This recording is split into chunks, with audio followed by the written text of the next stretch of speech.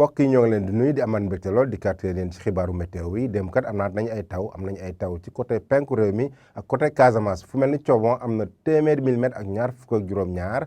Cap Skirring am na téeméeri milimètres ak ñaar fukk ak ñeent fu mel ni Kabrousse ak Diouloulou fam tamit am na téeméeri milimètres ak lu tegal gox-goxaan yu bëri ci Casamance bi ak côté Saloum bi am nañ fa ay taw li gën a fës nag ci xibaaru météo tey ji mooy tekkaaral na am ci digg réew mi ak côté bët gànnaar réew mi lu ci bëri ay taw duñ ko am tekkaaral la ñuy am tàngaay bi na ànd ak nag moom parce que dina tàng bu baax surtout ci côté Podor jëm Matam foofu nañ am ñeent fukki degré ak lu tegal ñu xool la nataaru niir yi ci Afrique sowu jant nu muy tëddee ay niir nañ ko am ci bët Saalum réew mi diggante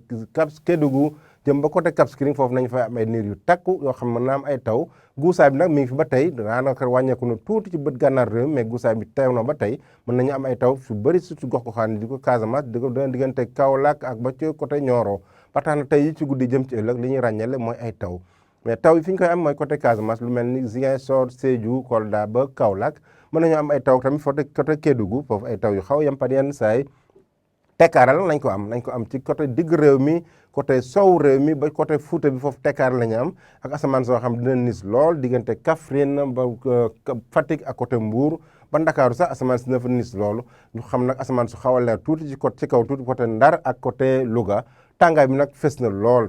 ci côté Matam na am ñaar fukki degré ak juróom-ñett ci guddi gi Ndakaaru am ñaar fukki degré ak juróom-ñaar Ndakaaru na tàng ci guddi gi tàngaay bi daal fa muy wàññeekoo tuuti mooy côté bët Saalum réew mi côté Kolda Sédhiou foofu na am ñaar fukki degré ak ñeent ñaar fukki degré juróom ñu am ko fële ca Ziguinchor bu ñu demee ba ci penku bi nañ am ñaar fukki degré ñeent fële ca Kédougou ñaar fukki degré juróom ñu am ko Tambacounda ak Bakel ak tekkaaral boo xam dina teew bu baax ci digg réew mi ak côté bët Saalum réew mi ñu xool nag ëllëg ci nu muy tëddee àllarba nu muy tëddee ay taw nañ ko xaar tuuti ci Casamance bi fu mel ni Ziguinchor Sédhiou Kolda ba côté Kédougou tam nañ fa xaar ay taw yu xaw a yemamaay li ci des yëpp tekkaar lañ am paneen saa ñu am asamaan su leer ak jant bu fenk bu baax paneen saa tam ñu am ay niir fu mel ni Ndakaaru foofu tamit asamaan si na fa fenk jant bi na fenk bu baax parce que Ndakaaru sax mu am fanweer degré ak benn li ci des yëpp fanweer degré ak ñaar ak lu tegal la ñuy am tàngaay bi nag fu muy gën a fësee comme ni ñu ko gisee ci guddi gi mooy diggante Podor ak Matam foofu na am ñeent fukki degré dina tàng lool ci bëccëg bi côté Fuuta bi fanweer degré ak juróom ñu am ko Bakel